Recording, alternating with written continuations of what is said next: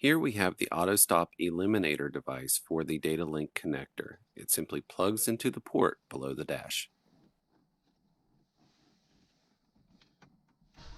Once installed, the device remembers when you turn Auto Start Stop off and will work to keep it off.